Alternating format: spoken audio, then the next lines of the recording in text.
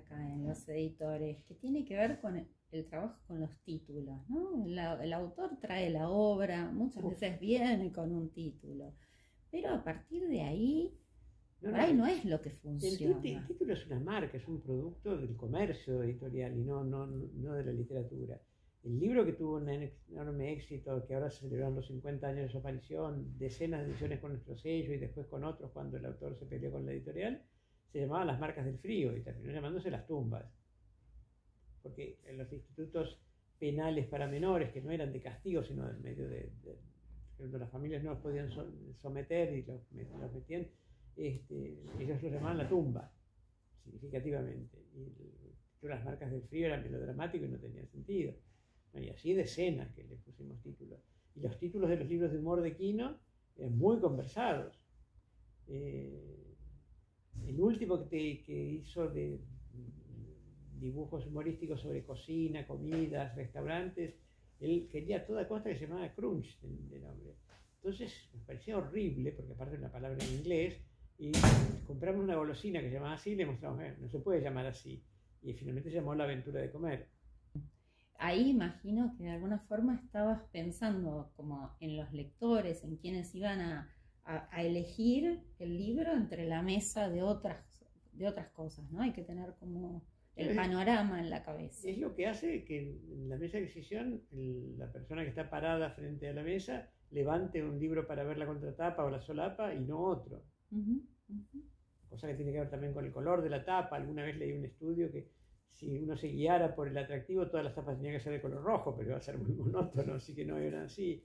Otra de las cosas que los diseñadores, buscando la originalidad, tendían a veces a poner los títulos de forma vertical o en la parte de abajo de la tapa, y entonces el vertical obligaba a torcer el cuello para leerlo, y entonces no se leía, y el de parte de abajo de la tapa, los libreros tenían poco espacio en las mesas, entonces la parte de abajo quedaba tapada por el libro que le ponían arriba. Cosas que resultaron de la práctica, que no había ninguna teoría previa.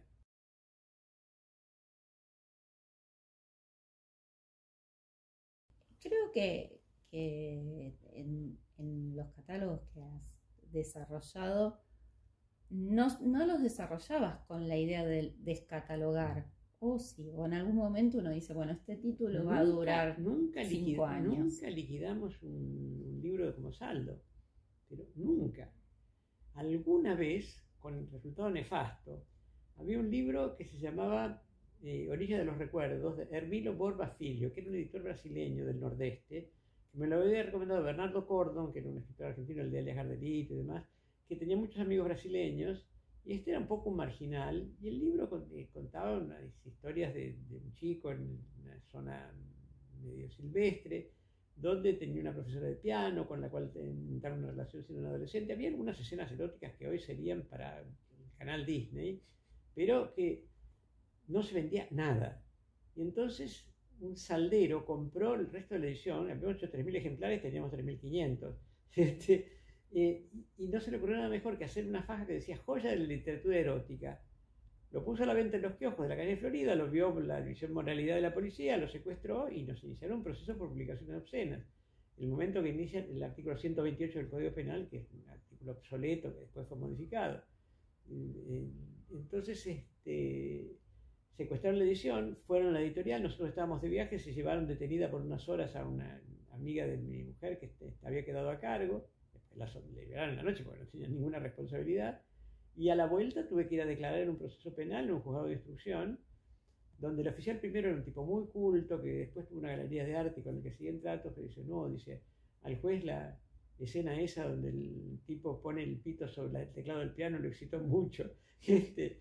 Pero entonces yo aporté como prueba un comentario que había salido en el diario La Prensa, el suplemento literario de La Prensa, que decía que el libro tenía escenas un poco fuertes, pero que se justificaba por el marco, pero que el valor literario era grande, y entonces el juez no tuvo más remedio que absolverme con un sobreseimiento provisorio, porque pensó que por ahí podían aparecer otros elementos de prueba que me condenaran, o sea, muy a disgusto.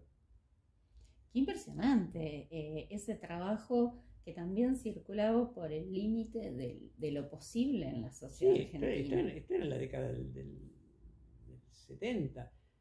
Después el control de moralidad lo ejercía también el correo, que de repente hojeaban un libro y les parecía que una página tenía algo que infringía el Código Penal y retenían todo el embarque. Después fue por razones políticas, pero primero fue por razones morales. También secuestraron un libro de cuentos de Cecilia Absat, que después tuvo una obra bastante amplia que se llama Feigen y otras mujeres, por algunas escenas amorosas que hoy serían realmente en el canal de televisión a las 4 de la tarde.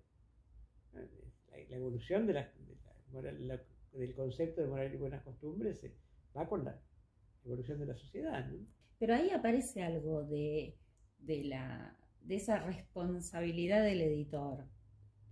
Sí, claro. Es decir, yo de puro inconsciente me creía invulnerable, que nunca iba a pasar nada, ¿no? Es decir, incluso cuando empezó la dictadura del 76, yo dije, bueno, van a empezar por las editoriales con un compromiso político real. La nuestra era tan heterodoxa que en un libro que se llamaba La Red y la Tijera aparecía como parte del aparato de comunicación del Servicio de Información de los Estados Unidos.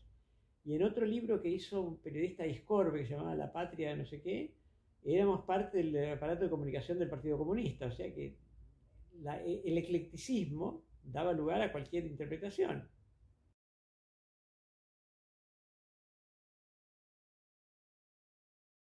En el medio de todo eso, además publicaste la obra de Walsh, Sí, a quien además conociste. lo conocía de la librería de Álvarez, que había publicado de Operación Masacre desde la segunda edición y los dos primeros libros de cuentos, Un Kilo de Oro y Los Oficios Terrestres, y nos hicimos muy amigos antes de empezar a publicar las obras. Cuando Álvarez empieza a teclear y ya no cumple con los pagos de derechos de autor, Walsh recurre a nosotros con toda naturalidad.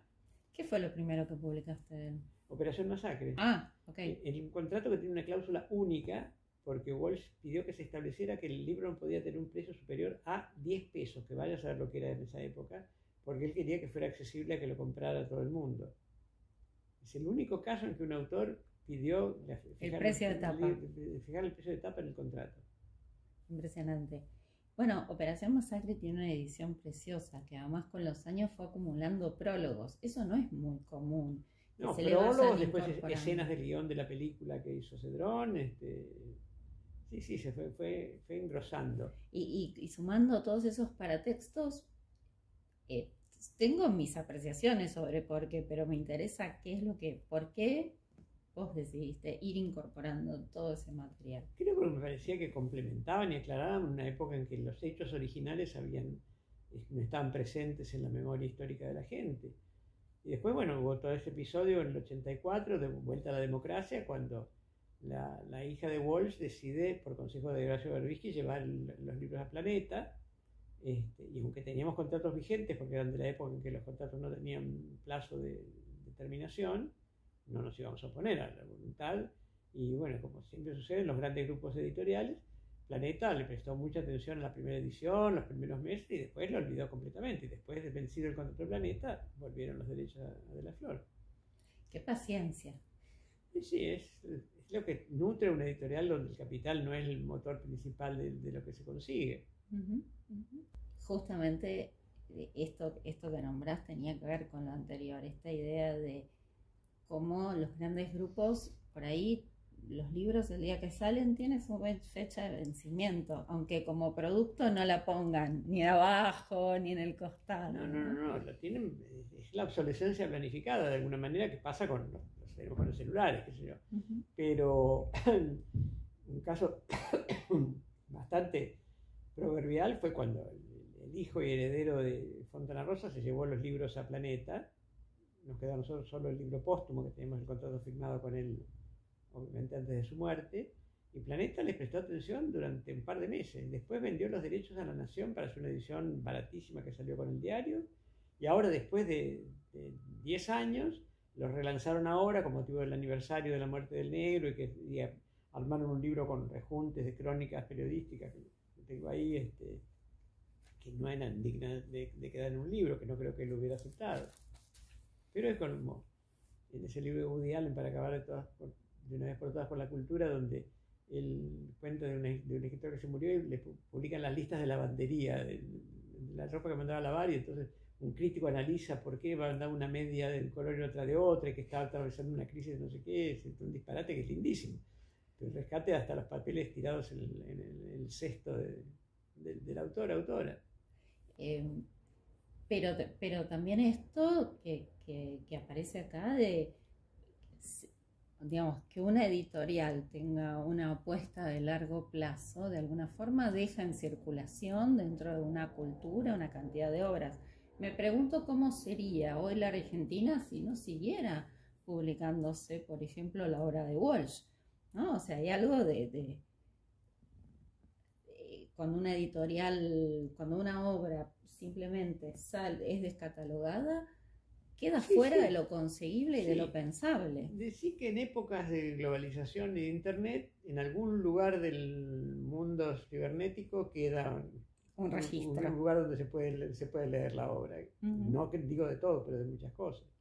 Y en el caso de Walsh, hace un año, la editorial rescató un libro de cartas con Donald Yates, que era un intelectual norteamericano especialista en novela policial hispanoamericana, y la verdad que esa correspondencia es riquísima porque empiezan hablando de autores y analizando estilos y cuentos, y recomendándose libros para editar, porque el otro editaba en inglés algunos autores hispanoamericanos, y Walsh estaba en la colección de Hachette de policiales, y también entonces Walsh descarga apreciaciones políticas que revelan que de sus orígenes era totalmente diferente su postura a la que tuvo finalmente, ¿no? Qué mundo, ¿no? En cambio, y vos ahora decís, bueno, de pronto hoy en internet siempre quedan resabios, ¿no? En algún lado está ese libro, en algún lugar aparece esa obra, muchas veces de forma no legal,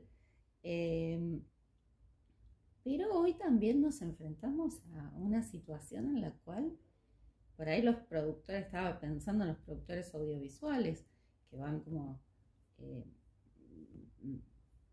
están al pendiente de cuáles son los consumos dentro de las plataformas, ¿no?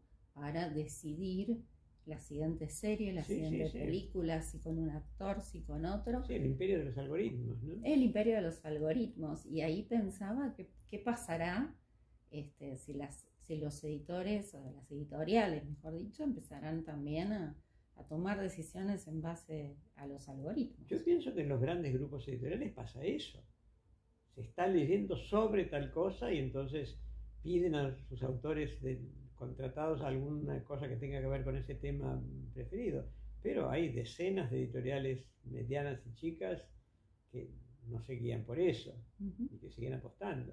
Vos siempre has sabido explicar esto de que en el mismo espacio donde entran grandes grupos. Sí, eso lo dijo un editor alemán, que los grandes grupos eran como pelotas en una caja, y como eran esféricas quedaban espacios chiquitos que cabían pelotitas, que si crecían eran grupos absorbidos.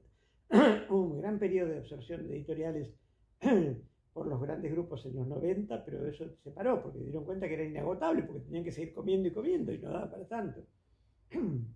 Y ahí el ecosistema permite crecimientos. Hasta cierto punto. Hasta cierto punto. Bueno. Fue. Gracias.